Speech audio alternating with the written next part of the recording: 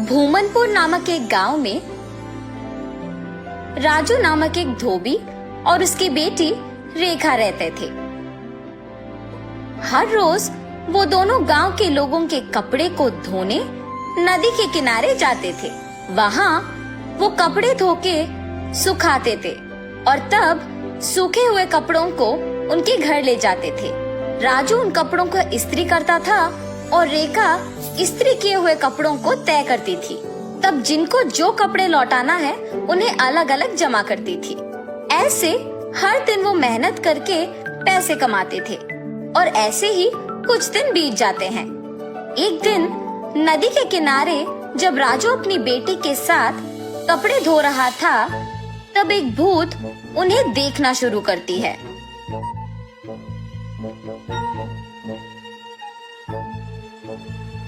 न जाने मैं कब ऐसे कपड़े पहनूंगी। ऐसे उन कपड़ों के पास जाकर उन्हें पकड़ने की कोशिश करती है, लेकिन उन्हें पकड़ नहीं पाती है। तब क्या मैं इस कारण इन कपड़ों को पकड़ नहीं पा रही हूँ कि मैं एक भूत हूँ? ऐसे सोचकर राजू की बेटी रेखा की ओर देखती है। बिना कुछ सोचे समझे उसके अंदर घुस जाती है। घुसने के तुरंत बाद लाल लहंगा और जैकेट मौजूद जगह को भाग के जाती है और हाथों में कपड़ों को पकड़ के बहुत खुश हो जाती है। बेटी को ऐसे अजीब तरह से पेश आते देख राजू कहता है, हाँ क्या हुआ तुम्हें रेखा? वहाँ खड़ी हो, बहुत सारा काम है, चलो। लेकिन रेखा में भूत घुसने के कारण वो कुछ नहीं कहती है। तब राजू उसके पास जाता है। रेखा गुस्से से अपनी पिता की ओर बड़ी आंखों से और लंबी नाखून के साथ देखती है। उसे ऐसे देख उसके पिता डर जाते हैं। पापा, मुझे ये अच्छा लगा है और मैं यही पहनूंगी, ऐसे कह के वहाँ से चली जाती है। रेखा को ऐसे देख उसके पिता डर डर के घर धीरे से सारे कपड़े लेके पहुँचते हैं। तब तक रेखा वहाँ उसको जो कपड़े पसंद आए वो सारे पहन के तैयार होती है। अपने आप को वो सुंदर कपड़े पहने हुए आईने में देख बहुत खुश हो जाती है। हम सबको वो दिखने में रेखा थी, मगर उसको उसकी असली रूप एक भूत के ही रूप में दिखती थी। और ऐसे ही हर रोज आए हुए कपड़ों में अपने पसंदीदा कपड़े चुनकर उन्हें पहन के तैयार होके अपने आप को आईने में देख खुश होती थी। दिन प्रतिदिन उसका तैयार होने की चाहत बढ़ती जाती है।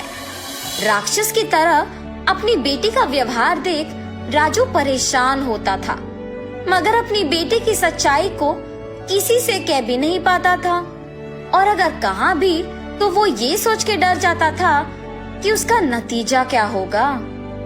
एक दिन जब गांव के जमींदार राजू को धोने के लिए कपड़े लेने के लिए बुलाते हैं, तो राजू वहाँ जाता है।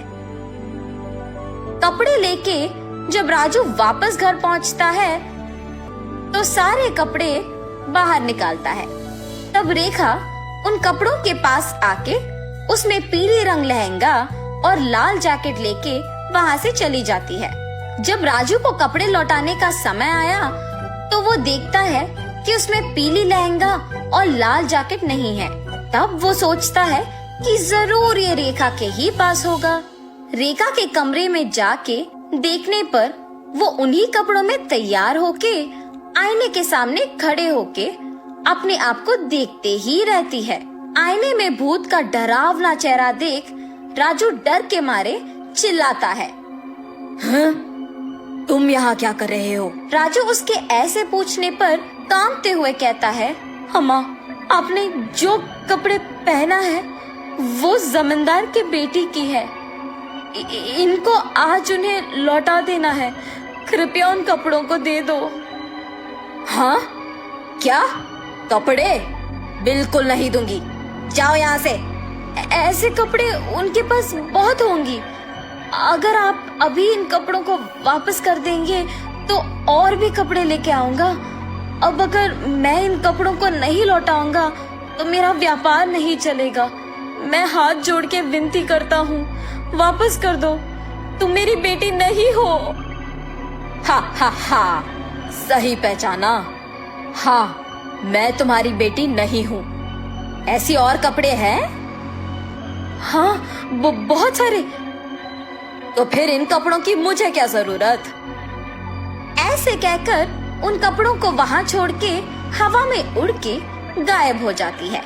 ये जान के जमींदार की बेटी के पास बहुत सारे कपड़े हैं, वो सीधा उनके ही घर पहुंच जाती है। अच्छे कपड़ों के लिए सारे कमरे छान मारती है। उस घर में मौजूद जमींदार के परिवार वासियों को राजू की बेटी का व्यवहार कुछ समझ में नहीं आता है। जमींदार की बेटी अपने पिता को बुला के कहती है, पापा पापा, राजू की बेटी रेखा बहुत अजीब तरह से पेश आ रही है। ऐसे कहते ही वो वहाँ जाकर कहता है, ए लड़की, क्या कर रही हो? पागल हो गई हो क्या? जमींदार के ऐसे कहने पर क्रोधित होके रेखा जोर से चिल्लाते हुए अलमारी को उठा के उन पर फेंक देती है। सभी डर जाते हैं और जो कुछ भी वो मांगती है उसके सामने रख देते हैं। रंग बिरंगी कपड़े, जेवर, चूड़ियाँ, सब। हाँ, आओ आओ, मुझे तैयार करते हुए मेरी सेवा करो, आओ। सभी डर के मारे उसके आदेश का पालन करते हैं। उसे तैयार करके उसके सामने ही एक बड़ा आईना भी रखते हैं और सभी उसके पास नीचे बैठ जाते हैं। तभी उसके पिता राजू कपड़ों के साथ जमींदार के घर पहुंचता है। राजू को देख जमींदार गुस्सा होके उस पे चिल्लाने लगता है। वो देख रेखा उसकी शक्तियों का उपयोग करके जमींदार को नीचे गिराती है। क्रोध में पागल होकर सारा सामान जोर जोर से नीचे गिराती रहती है।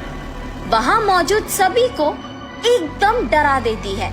एक स्वामी जी ये सब नहीं देख पाते हैं और जमींदार के घर पहुँच जाते हैं। सीधा रेखा के पास जाकर उस पे गंगा जल डालते हैं। कुछ मंत्रों का प्रयोग करके रेखा से उस भूत को बाहर लाके उसे एक बोतल में बंद कर देते हैं। भगवान के रूप में आकर आपने मेरी बेटी को बचाया। उस स्वामी जी का धन्यवाद करके जमींदार से भी माफी मांगकर वहाँ से चले जाता है।